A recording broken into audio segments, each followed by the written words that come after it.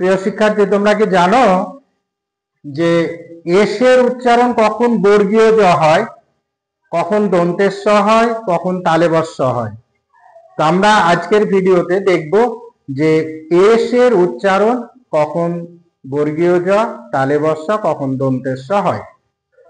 তো দেখে নাও যে ওয়ার্ডের যদি ওয়ার্ডের শেষে G E, double G, O E, I E, Y, double E, G এবং এদের পরে এস থাকলে তখন এস সমান এস এর উচ্চারণ তখন কি হবে? বর্গীয় জ হবে। তাহলে কি বললাম? যদি ওয়ার্ডের শেষে G E, double G, O E, I E, Y, double E অথবা জি থাকে এবং এদের পরে যদি আমরা এস দেখতে পাই তাহলে সেই এস এর উচ্চারণ বর্গীয় জ হবে। এবার চলো দেখে নি, যেমন এজেস, এ জি ই এস, এজেস। তাহলে দেখো জি ই, তাহলে এখানে কিন্তু জি ই এর পরে কিন্তু এস আছে, তাহলে এস এর উচ্চারণ এখানে কিন্তু বর্গীয় জ, এজেস। এগস, দেখো এগস, গ, ডবল জিতে গ আর দন্তের স এখানে এই এস এ বর্গীয় জ আসলো, তাহলে এগস। গোজ, স্টোরিজ, স্টোরিজ,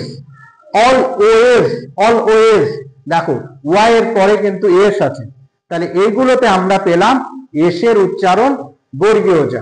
পরে আমরা দেখে নেব যে ওয়ার্ডের মধ্যে যদি এস থাকে এবং যদি এস এর আগে যদি ভাওয়েল থাকে, এস এর আগে যদি ভাওয়েল থাকে, যেমন এ ই, আই, ও, ইউ, এই ভাওয়েল গুলো যদি এস এর আগে থাকে তাহলে কিন্তু এস এর উচ্চারণ বর্গীয় জ হয়।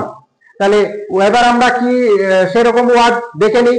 যেমন এস এ বর্গীয় জ হবে, আমি বলেছি ভাওয়েল যদি আগে থাকে, তাহলে দেখো ইজ, আই এস, ইজ বর্গীয় জ আসলো।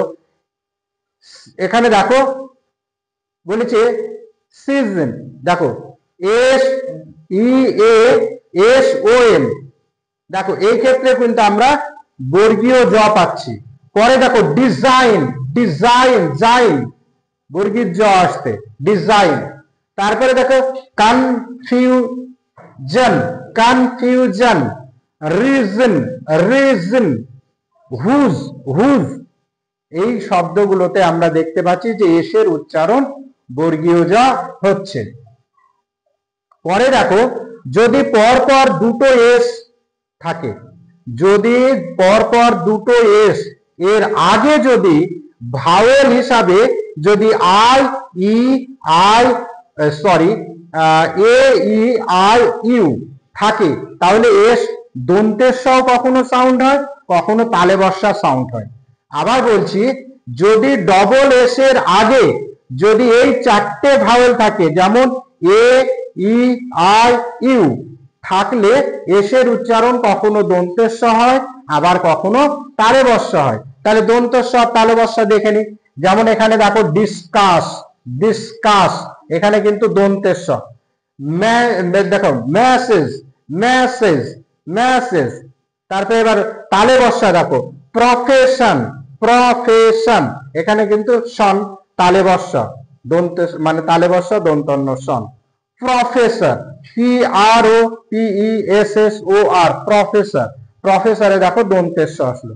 তাহলে আমরা বললাম যে যখন দুটো এস পরপর থাকবে তার আগে যদি এ ই আই আর ইউ যদি এই চারটে ভাওয়েলকে যদি আমরা দেখি তাহলে কিন্তু এস এর উচ্চারণ দন্তের স অথবা তালেবস্যা হয়। আমরা দেখে নিলাম উদাহরণগুলো। এরপরে নেক্সট বলছি, দেখো যে ডবল এস, আবারও বলছি যে এর আগে যে এস দেখলেন, এবারে ডবল এস, ওখানেও ডবল এস ছিল, তো এই ডবল এস এর পরে থাকতে হবে, এই ডবল এস এর পরে আই এ, অথবা যদি আই ও এন যদি থাকে, তাহলে আমরা এস সমান তালে বসা পাই। যেমন দেখো এখানে দেখো সেশন, সেশন, সেশন, তারপরে এশিয়া আমরা দেখতে পারি, রাশিয়া দেখতে পারি, are U S S I A, Russia আমরা পাই। তাহলে এখানে দেখলাম এস অথবা এস এর পরে যদি আমরা আই এ অথবা আই ও এন থাকে, তাহলে এসের উচ্চারণ তালে বর্ষা হয়। Session, Asia, Russia. এবারে লাস্ট যেটা দেখবো সেটা হচ্ছে ওয়ার্ডের শুরুতে যদি, ওয়ার্ডের শুরুতে অথবা ওয়ার্ডের শেষে যদি আমরা এস এস কে দেখতে পাই। কি বললাম? যে ওয়ার্ডের শুরুতে অথবা ওয়ার্ডের শেষে যদি আমরা এস এস কে দেখতে পাই, তাহলে কিন্তু তার উচ্চারণ তালে বর্ষা হয়, তার উচ্চারণ তালে বর্ষা হয়। যেমন আমরা shall, S H A double N, shall, তাই এখানে কিন্তু এস এইচ প্রথমে বসেছে, তাহলে এইটার উচ্চারণ কিন্তু আমরা তালে বর্ষা পাচ্ছি, শ্যালে। এবার বলেছি যদি পরবর্তীতে যদি শেষে যদি দেখি যে এস এইচ আছে, যেমন cash, C A S H, cash, P U S H, push, তাহলে এখানে পয়সু তালে বর্ষা, ক্যাশ পয়ে জফলা আকার তালে বর্ষা, তাহলে এখানে কিন্তু আমরা এস এইচ এ তালে বর্ষা পাচ্ছি। এবং এস এইচ যদি প্রথমে থাকে তাহলে আমরা কিন্তু তালে বর্ষা পাচ্ছি, যেমন shall, S H A double N, shall. তাহলে বন্ধুরা বুঝতে পারছো যে আমাদের এই ক্লাসগুলো অ্যাকচুয়ালি তোমাদেরকে এমন ভাবে প্রেজেন্ট করা হচ্ছে যাতে করে মানে অদূর ভবিষ্যতে আমরা ইংরেজি নিয়ে যাতে কোনো উচ্চারণে বা রিডিং এ বা বানান করার সময় যাতে আমাদের কোনো কনফিউশন না থাকে, তার জন্য কিন্তু এই ক্লাসগুলো খুবই ইম্পর্টেন্ট, খুবই গুরুত্বপূর্ণ তোমাদের কাছে। তাই তোমাদের কাছে অনুরোধ রয়েছে যে তোমরা যদি চাও ইংরেজিটাকে ভালো করে আয়ত্ত করতে, তাহলে ভিডিওগুলো দেখো, শেয়ার করো, লাইক করো, কমেন্ট করো, এবং আমার সঙ্গে থাকার জন্য চ্যানেলটিকে সাবস্ক্রাইব করে পাশে থাকা বেল আইকনটা একবার বাজিয়ে দাও,